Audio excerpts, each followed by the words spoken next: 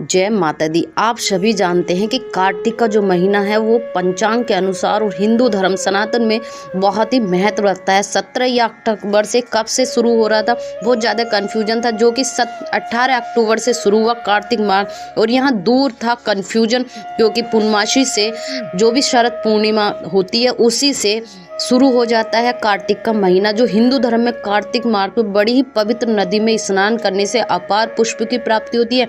यहीं अगर आप स्नान करना नदी में संभव ना हो सके तो घर पर ही गंगा जल डालकर कार्तिक के महीने में स्नान करने से आपके कई कष्ट दूर हो जाते हैं, कई प्रकार की बाधाएं दूर हो जाती हैं। अगर नदी, तालाब, जलाशय में आप स्नान ना कर पाएँ तो आप घर पर ही गंगा जल डालकर स्नान करें। बड़ा ही पवित्र महीना होता है। इसमें स्नान, दान, पुष्प, दीप, तुलसी यानी भजन करने का बहुत बड़ा महत्व है। कहते हैं साथ ही साथ भजन, कीर्तन, दीप दान और तुलसी के पौधे की पूजा करना शुभ माना जाता है। ये जो पूरा कार्तिक का महीना है, इसमें आप पूरे कार्तिक महीने में तुलसी की पूजा करना शुभ माना जाता है। कहते हैं इससे जीवन में हमेशा खुशहाली बनी रहती है। आपका दीप दान करना बहुत जरूरी होती है, बहुत सारी परेशानियां दूर हो जाती हैं।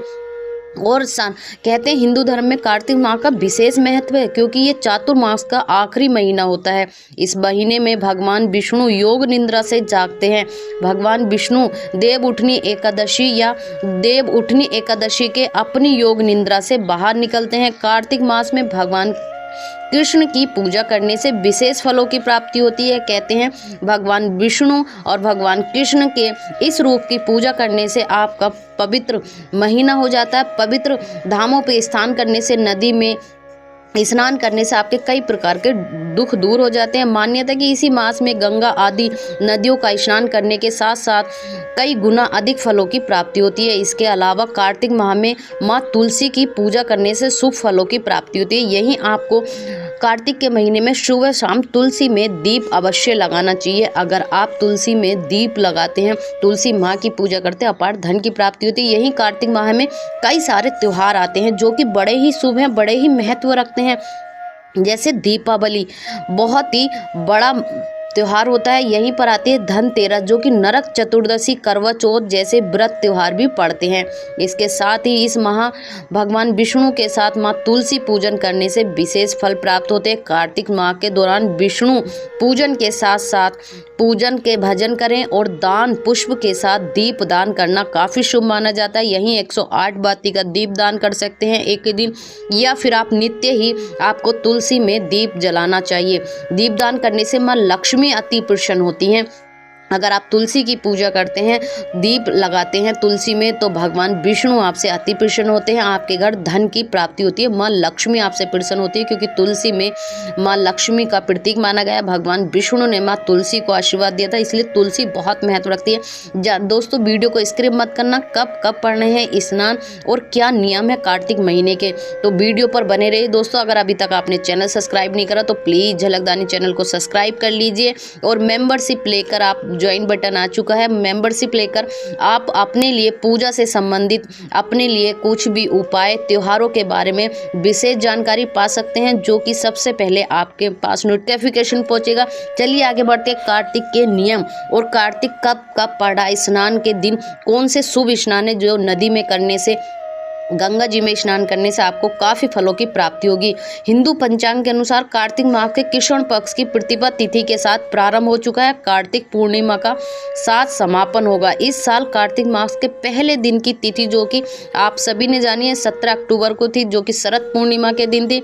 यही गुरुवार को शाम 4:56 से शुरू हो रही थी। ऐसे में तिथि के अनुसार कार्तिक मास 17 अक्टूबर से शुरू हुआ, लेकिन उदय तिथि के अनुसार कार्तिक माह 18 अक्टूबर दिन शुक्रवार से शुरू माना गया है।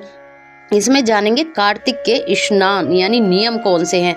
तो कार्तिक माह के दौरान स्नान दान काफ़ी शुभ माना जाता है। इस महीने में स्नान दान करने से कई गुना फलों की प्राप्ति होती है। कार्तिक माह के दौरान दीप दान करने से शुभ फलों की प्राप्ति होती है, इसलिए दौरान नदी, तालाब आदि में दीपदान अवश्य करें।